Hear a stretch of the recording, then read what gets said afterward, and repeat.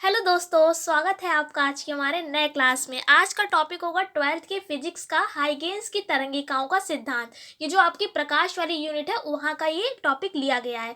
अब यहाँ पर हाइगेन्स की तरंगिकाओं का सिद्धांत क्या है, हालांकि एग्जाम में नहीं पूछा जाता है, लेकिन इसका जो द्वितीयक सिद्धांत है वो कई बार एग्जाम में पूछा गया है। मोस्ट इंपॉर्टेंट है, हर बार ये एग्जाम में आता ही है, 2 नंबर में, 3 नंबर में। और अगर ये लॉन्ग में आता है, लॉन्ग में कैसे पूछा जाएगा कि द्वितीयक सिद्धांत के आधार पर आप परावर्तन की व्याख्या कीजिए या अपवर्तन की व्याख्या कीजिए। वेरी वेरी मोस्ट इंपॉर्टेंट है, आता ही आता है एग्जाम में। तो इसके लिए आपको पहले इनका सिद्धांत समझना पड़ेगा, तब जाकर आप आगे परावर्तन की व्याख्या करेंगे, अपवर्तन की व्याख्या करेंगे। तो ठीक है, तो इसलिए पहले इसका सिद्धांत समझा देते हैं।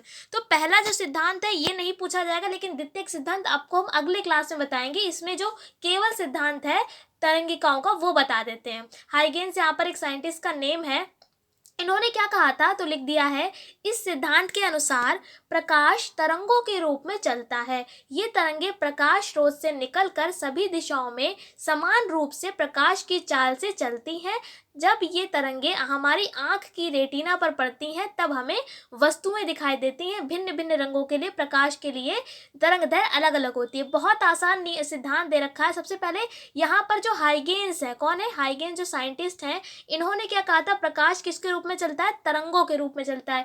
आपने अगर ये चैप्टर पढ़ा होगा तो आपने पढ़ा होगा कि जो न्यूटन, इसी में एक साइंटिस्ट और भी हैं न्यूटन, उन्होंने क्या कहा था कि प्रकाश कणों के रूप में चलता है। तो ठीक है, ये मतभेद भी इनमें हो गया था कि प्रकाश आखिरकार कणों के रूप में चलता है या तरंगों के रूप में। तो इनका वाला जो नियम था हाइगेन्स वाला, वो सही सिद्ध हो गया था कि जो प्रकाश है वो तरंगों के रूप में ही चलता है। इन्होंने क्या कहा था कि प्रकाश तरंगों के रूप में चलता है, और जब ये चलता है तो क्या होता है, यहाँ से प्रकाश, जो तरंगे हैं इनकी, वो प्रकाश स्रोत से निकलेंगे। प्रकाश स्रोत का मतलब है जो सोर्स होगा, वहां से निकलकर चारों दिशाओं में, मतलब जितने भी दिशाएं हैं वहां पर समान रूप से प्रकाश की चाल से चलती हैं। और जैसे ये हमारी आंखों की रेटिना पर पड़ती हैं तभी हमको वस्तुएं दिखाई देती हैं। अगर ये तरंगे नहीं होंगी तो हमें आंखों से वस्तुएं नहीं दिखाई देंगी।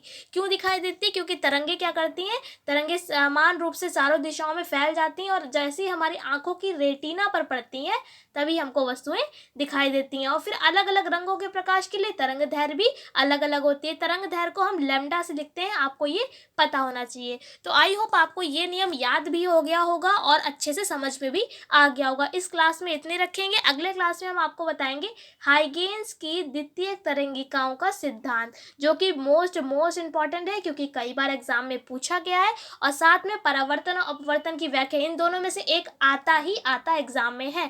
अगले क्लास में आपको इसके बारे में बताएंगे। इस क्लास में इतने रखते हैं। अगर वीडियो पसंद आई तो लाइक कर दीजिए, चैनल पर नए चैनल को सब्सक्राइब कर लीजिए। हम आपसे फिर मिलते हैं इसके नेक्स्ट वीडियो में। तब तक के लिए जय हिंद, जय